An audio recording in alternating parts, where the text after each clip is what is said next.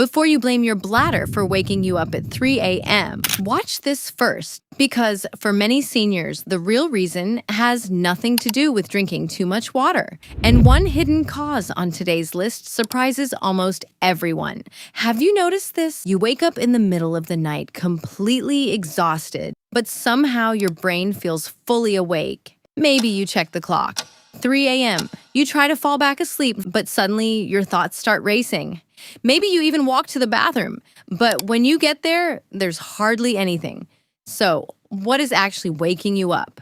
And why does it keep happening at almost the exact same time every night? In the next few minutes, I will explain the 4 most common reasons seniors wake up at night, and also fast fix solutions, simple changes that may help you finally sleep through the night again. And one of these causes actually starts in the morning, not at night. Stay with me. Before we get into the causes, there's one important thing you need to understand first. Why 3 a.m.? Why not midnight? Why not 5 in the morning? Why does it almost always happen around the same time? Here's the part most people never hear. As we get older, the body's internal sleep clock slowly shifts earlier. That means your body may naturally want to fall asleep earlier and wake up earlier too. So even if you go to bed at 10 or 11 p.m., your brain may still trigger a wake-up signal around 3 or 4 a.m. Now, here's where it gets important. The moment your brain starts moving toward wakefulness, even slightly, anything uncomfortable inside the body becomes easier to notice. A small bladder signal, a blood sugar drop, feeling too warm, stress hormones rising, and suddenly you're fully awake. That's why so many seniors say to me, once my A's open at 3 a.m., that's it, I'm awake. And here's something else I hear quite often. A man in his 70s once told me, Rosa, I keep waking up feeling like I need to rush to the bathroom.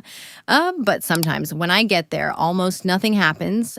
And if you've experienced that too, you're definitely not alone. In some cases, the bladder can become more sensitive with age, sending stronger urgency signals even when it isn't very full yet. For some people, and also in his case, gentle pelvic floor exercises and simple lifestyle adjustments, which I also share in this video, help improve bladder control within a few weeks. And later in this video, I'll also share a few simple habits that may help reduce those unnecessary nighttime wake-ups naturally. Of course, if symptoms become frequent or severe, it's always a good idea to speak with your doctor to rule out any underlying medical issues. But the good news is this: when you understand what's triggering the wake-up, you can often reduce it dramatically. Let's start with the first cause, and honestly, this one catches people completely off guard. Cause first, the blood sugar drop. Most people never connect what they eat at night with waking up at 3 a.m., but the connection is very real. Here's what can happen. Maybe after dinner, you have cereal, crackers, toast, cookies, ice cream, or even a healthy snack bar. Your blood sugar rises. Your body releases insulin to bring it back down. And then, several hours later while you're asleep, your blood sugar drops too low because the brain depends heavily on glucose for fuel. So your body releases stress hormones like cortisol and adrenaline to help raise blood sugar again, and those stress hormones can suddenly pull you out of sleep. This is why some people wake up at 3 a.m. feeling slightly anxious, restless, warm, or strangely alert for no obvious reason. And after 50, this becomes more common because the body often becomes more sensitive to blood sugar swings. Foods your body handled easily years ago may affect your sleep very differently now. A lot of seniors think, I must have insomnia, but sometimes it's actually the body reacting to unstable blood sugar during the night. Stop eating within 2 hours of bed. And in dinner, no simple carbohydrates, no crackers, no toast, no sweet snacks. These spike blood sugar and set up the nighttime crash. If you honestly need something before bed, keep it small and protein-based. A few almonds, a boiled egg, a little cheese. Protein digests more slowly and helps keep blood sugar steadier overnight. Try this consistently for just a few nights. Many people notice a difference surprisingly fast. And honestly, this is one of the reasons I keep talking about sugar on this channel. Because after 50, sugar doesn't just affect weight or energy levels. It can quietly affect sleep too. In fact, in my previous video about what happens when you quit sugar for 30 days after 50, many people were surprised by how much their sleep improved once their blood sugar became more stable. You can watch that also on this channel after this one. It connects closely to what we're talking about today. But let's keep going, because the next cause surprises almost everyone. Cause 2, the bladder signal. Now let's talk about the bladder, because this is the reason most people assume is causing the problem. And yes, nighttime bathroom trips do become more common with age, partly because the body produces less of the hormone that helps hold fluid overnight. So naturally, more urine gets produced during sleep.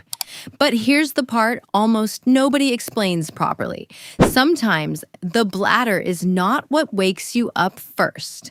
Your sleep becomes lighter for another reason.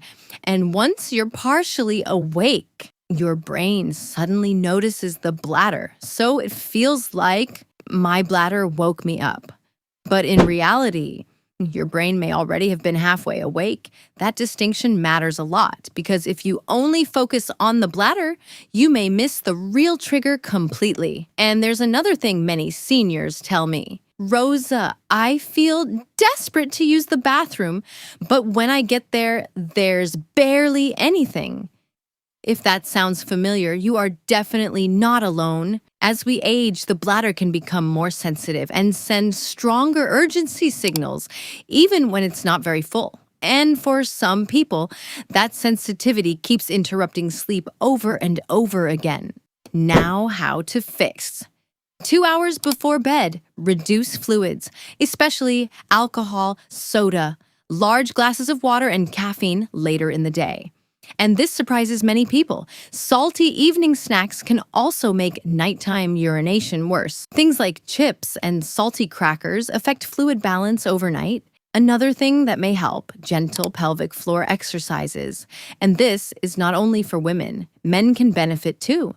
Over time, these exercises may help improve bladder control and reduce unnecessary urgency signals. As always, talk with your doctor about what's right for you. Cause number 3, the one that surprises most people now. This next cause surprises almost everyone because most people think sleep problems begin at night. But for many seniors, the problem actually starts in the morning. Here's what I mean. Your body needs a strong signal every morning to reset its sleep clock. And the most powerful signal is natural outdoor light. Morning sunlight helps regulate melatonin, cortisol, body temperature, and your sleep timing later that night. But many people wake up, stay indoors, look at their phone, sit under dim lighting, and barely see natural daylight early in the day. Over time, the body clock starts drifting, sleep becomes lighter, more fragmented, and that early morning wake-up becomes more common. Sleep researchers often call morning light the anchor for healthy sleep, and the fix is surprisingly simple. Within your first hour after waking up, get outside for 5 to 10 minutes. Not through a window, actual outdoor light. Even cloudy daylight is much stronger than indoor lighting. You do not need to stare at the sun, just sit outside with coffee. Walk to the mailbox, take a short walk. That small habit helps reset the body clock naturally. And for some people, this single change improves sleep more than supplements ever did. Because now you're fixing the sleep clock itself. Cause number 4, the 3 a.m. mind. Now, before we finish, there's one more thing we need to talk about. And this part is deeply human. Have you noticed how problems feel bigger at 3 a.m.? A normal worry suddenly feels overwhelming. Health concerns feel scarier. Stress feels heavier. Thoughts become louder. There's actually a reason for this. In the middle of the night, the emotional part of the brain becomes more active while logical thinking becomes weaker. So the brain loses perspective temporarily. That's why people often say, "At night, my mind won't stop." And here's what makes it worse. The moment you look at the clock, stress begins. Now, your brain starts calculating, how many hours do I have left? And suddenly, you're trying to force sleep. That pressure alone can keep you awake even longer. Fix. If you wake up during the night, avoid checking the clock. Seriously. Cover it if you need to. Keep the room dim. Relax your jaw and shoulders. Slow your breathing slightly. And instead of telling yourself, "I need to fall asleep now," try this instead. "I just need to rest." That small mental shift removes pressure from the brain. And often, sleep comes back naturally. Final summary. So let's quickly bring everything together. Cause number 1, blood sugar swings. Fix, avoid sugary or high-carb snacks close to bedtime. Cause number 2, sensitive bladder signals. Fix, reduce evening fluids and salty snacks. Cause number 3, an unbalanced sleep clock. Fix, get outdoor morning light daily. Cause number 4, the stressed 3 a.m. mind. Fix, stop checking the clock and focus on resting instead of forcing sleep. None of these are magic cures, but small, consistent changes can make a very real difference. And if this has been happening to you, please know this: you are not broken, and you are definitely not alone. If this video helped you understand why you keep waking up at 3 a.m., share it with someone who might need it too. And if you want simple, science-backed health videos designed for adults over 50, subscribe to Rosa Prime Health. Every week, we break down what's really happening inside the body after 50.